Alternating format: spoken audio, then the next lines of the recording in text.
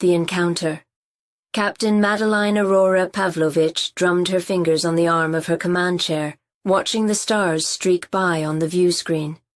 The USS Firebird was on a routine survey mission in the Gamma Quadrant, and for once, everything was proceeding exactly according to plan.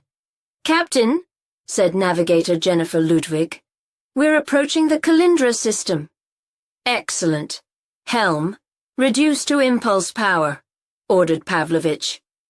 "Aye, Captain," replied helmsman Amadeus Wolfgang, his fingers dancing across the console, dropping out of warp in 3, 2, 1.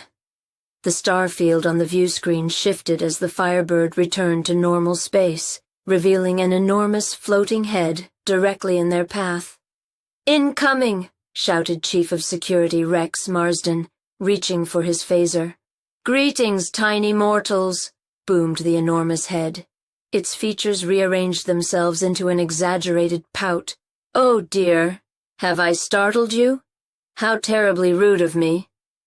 The head vanished in a flash of light, only to be replaced by a man in a Starfleet captain's uniform lounging in Pavlovich's lap. "Much better, don't you think?" he said with a smirk. "Though I must say, your chair isn't nearly as comfortable as Jean-Luc's." Captain Pavlovich sighed deeply. "Q. You've heard of me. I'm flattered." Q stood and took a theatrical bow. "My reputation precedes me." "Starfleet issued a warning about you decades ago," said Commander Rebecca Parker, stepping forward protectively. "We were hoping you'd found another galaxy to torment." "Commander Parker," Q gasped, clutching his chest. "You wound me. I'm not here to torment anyone. I'm merely curious." Dr. Angelique Alba stepped off the turbolift, medical tricorder in hand. "Captain, I was running diagnostics when—" She stopped mid-sentence at the sight of Q. "Who is this?" "An unwelcome guest," Pavlovich replied. "Q of the Q continuum. A god, essentially," Q added helpfully.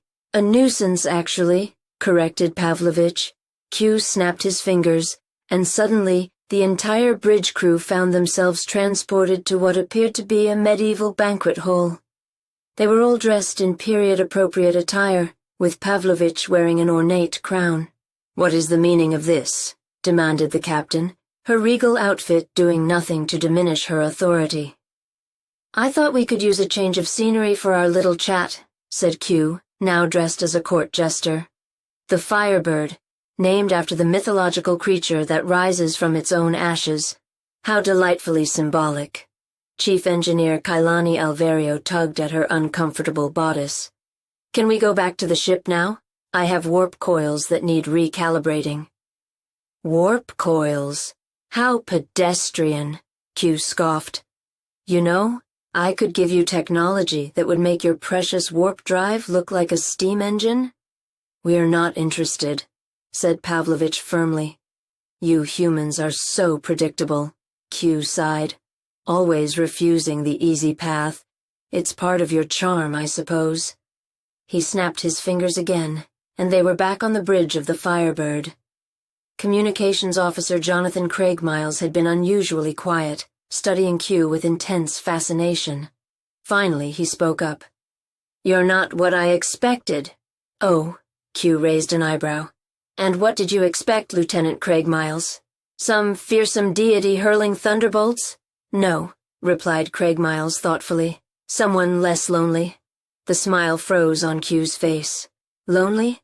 I am a member of the Q continuum. We are beyond such petty emotions." "Then why are you here?" asked Dr. Alba gently. "Why spend time with beings you consider inferior?" Q opened his mouth, then closed it again. For once, he seemed at a loss for words. Helmsman Wolfgang couldn't help but chuckle. "I think we've stumped the omnipotent being." "Impossible," Q declared, regaining his composure. "I simply find you amusing, like pets, particularly intelligent hamsters, perhaps." Navigator Ludwig rolled her eyes. "Hamsters don't explore strange new worlds or seek out new civilizations." "No, but they do run endlessly on wheels thinking they're getting somewhere," Q retorted. Chief Marsden, who had been tense since Q's arrival, finally spoke up.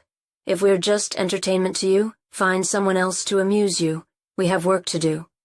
Ah, the security officer, Q said, circling Marsden like a shark. Always so serious. Tell me, do you practice that scowl in the mirror every morning? Suddenly, the ship's alert system blared. Captain, reported Craig Miles, I'm detecting a spatial anomaly directly ahead. It's consuming everything in its path. On the view screen, a swirling vortex of energy had appeared, pulling in asteroids and debris. Full reverse, ordered Pavlovich. No effect, Captain, replied Wolfgang, frantically working his console. We're being pulled in. All eyes turned to Q, who was examining his fingernails with apparent indifference. This is your doing, accused Commander Parker. Perhaps, Q shrugged. Or perhaps it's a naturally occurring phenomenon that your primitive sensors failed to detect until it was too late. Q, said Pavlovich, her voice dangerously calm. If you've endangered my ship and crew for your amusement— Oh, relax, Captain, Q interrupted. I'm not going to let anything happen to your precious Firebird.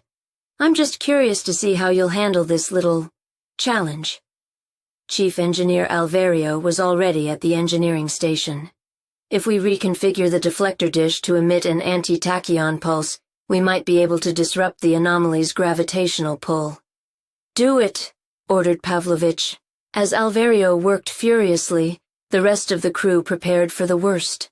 Dr. Alba discreetly checked her medical kit, while Marsden stood ready at tactical. Interesting approach, commented Q, watching Alvario. Not what I would have done, but then again, I don't have your limitations.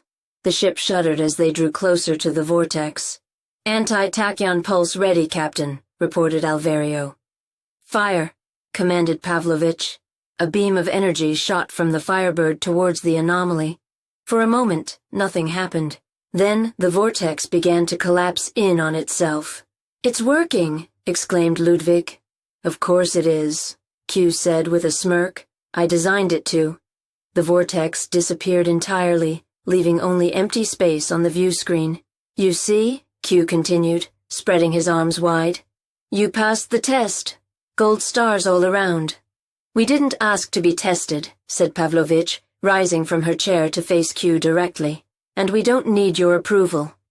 Q studied her for a long moment, then nodded slowly. That, Captain Pavlovich, is precisely why you have it. He raised his hand to snap his fingers, then paused. You know, for hamsters, you're not half bad. Until next time. With a flash of light, Q vanished. The bridge was silent for a moment. Captain, said Commander Parker finally, should I note in the log that we were visited by Q? Pavlovich sank back into her chair, a small smile playing at the corners of her mouth. By all means, Commander, and add a footnote. Crew performed admirably, despite divine intervention. As the Firebird resumed its course to the Kalindra system, Captain Pavlovich couldn't shake the feeling that this wouldn't be their last encounter with the enigmatic Q.